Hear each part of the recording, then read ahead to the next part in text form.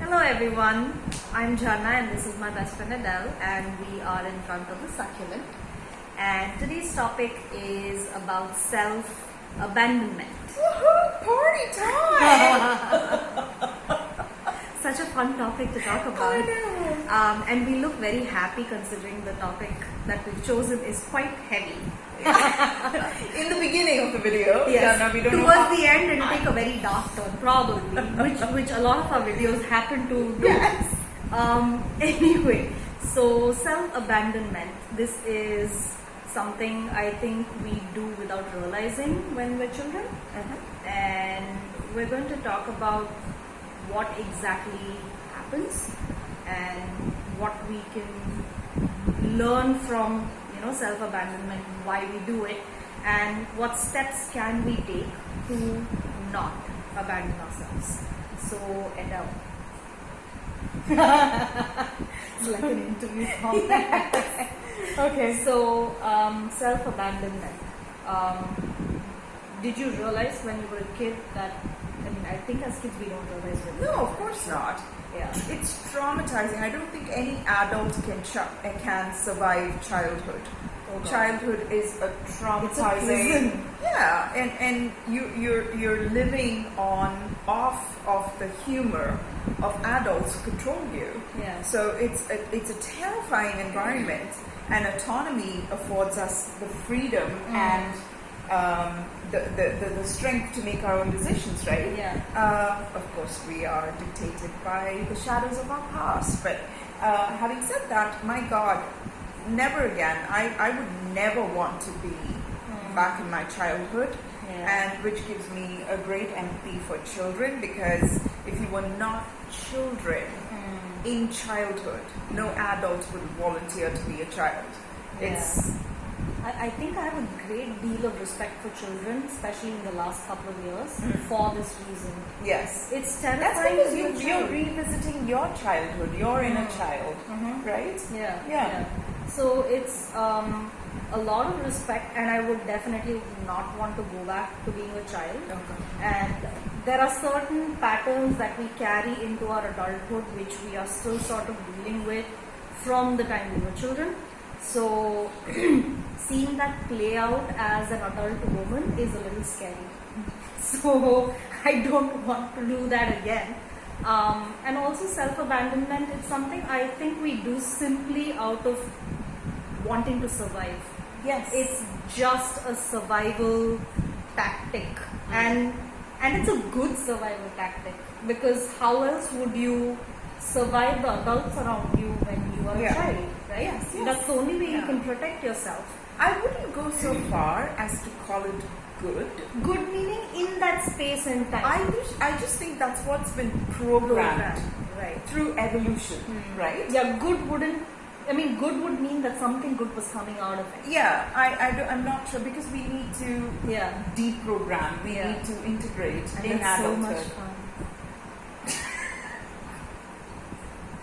Yeah, but So I think that basically covers why we do it. it is what it is. It is programmed. Like, for instance, keloids for dark-skinned individuals. When you have like a scar tissue may overgrow, and that's what's called a keloid. And a keloid can be unsightly. It's not cosmetically pleasing to look at, and it can cause a lot of itching, and it can continue to grow. So there are people that you have to deal with, right? So it's called a hypertrophic scar. As you can see, I'm a doctor and I can't get out of that headspace. Sorry. So self-abandonment, I don't know if it is the most elevated way to survive, but it is the only way to survive when you don't have your faculties about you that are completely developed, which is the case in childhood. So And I think self-abandonment as adults, happens. if you keep playing the patterns again and again, Yes. I was reading somewhere that being in survival shuts down certain parts of our brain which cannot make logical inferences and conclusions. How can it? Because let's say something you've perceived as danger is coming at you. Yeah. You're not going to sit there, oh, let me calculate the percentage of danger. You'd be like out of there. You're literally like trying to save yourself Yes. from whatever you're going through. So what steps can we take to like try to take that helps us preserve ourselves, Yes. but at the same time do it with awareness that I'm not going to abandon myself. So what do you think we can do? This is like a very large subject, and Yeah. it will take a lifetime to cover. But to put it in a nutshell, which is not doing it service to Yeah. the Yeah, depth of of the course. question, Yeah. of course, self-abandonment is the rule in childhood. Because the reason that we are born is because the consciousness that created our parents needed evolution. And when their shell and when their timeline is not enough for them to realize, they procreate and we are formed, right? And then we are here. Yeah. And if we are put in a position where the old OS is running the new hardware, it breaks us. Or it doesn't function to the full capacity that we are capable of. And as a result, we split. There are many instances where if we can sense someone is watching and someone is living and going through it, there has been a split. Yeah. And it's almost inevitable. It doesn't mean that your parents have to be cruel or callous or horrible or abusive. I think this is just the process of evolution. Yes. Something old has to fade for something new New to has to happen. come. It is an old skin that sheds away for the new skin. And the new skin is not going to automatically feel wonderful. It's going to feel raw and terrible first. Hopefully nerve endings. Yes. So, everybody goes through self-abandonment. Yeah. And maybe it is a rite of passage. I don't know.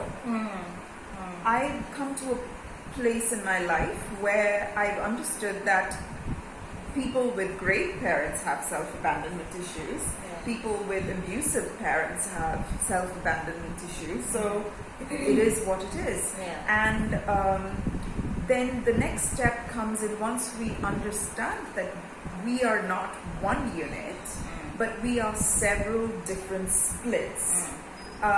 It's about not just working in synchronicity and in tandem with each part of us, but also in learning to become one.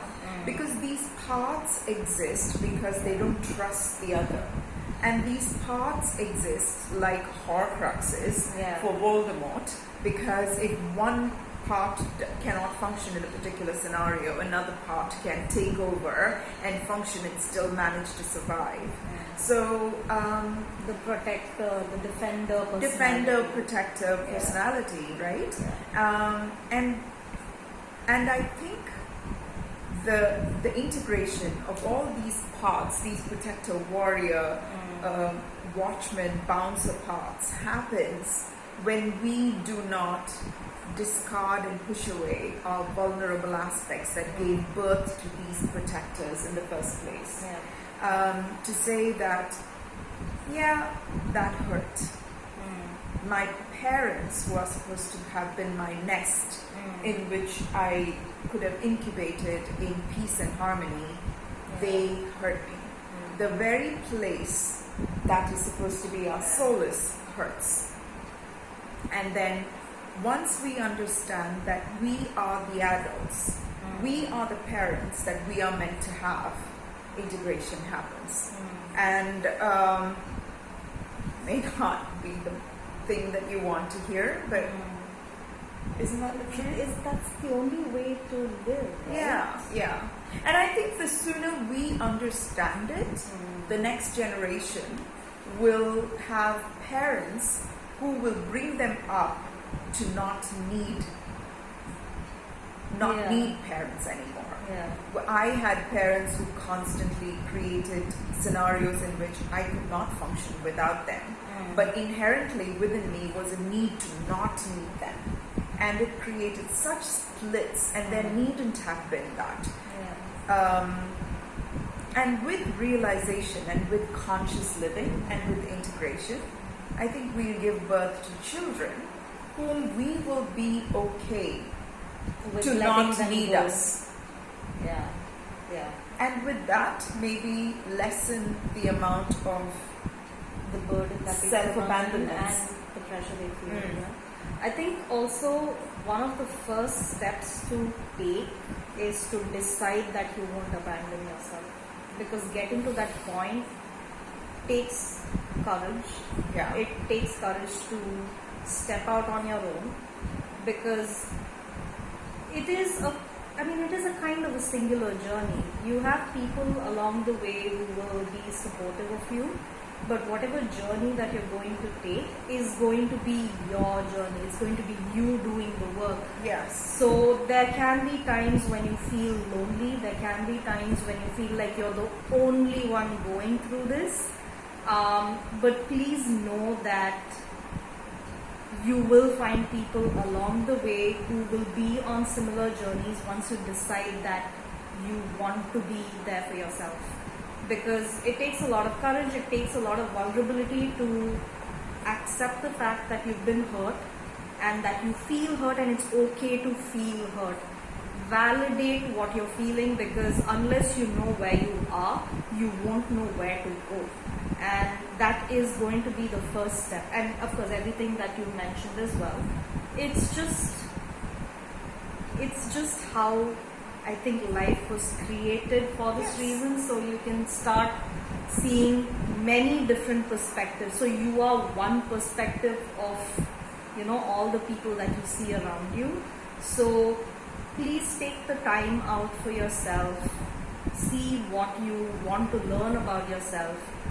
Not everything is going to be pleasant, whatever you come across, but the journey is definitely going to be worth it, because at the end of the day that you have the power to change your life. You have the power to change your history, your heritage.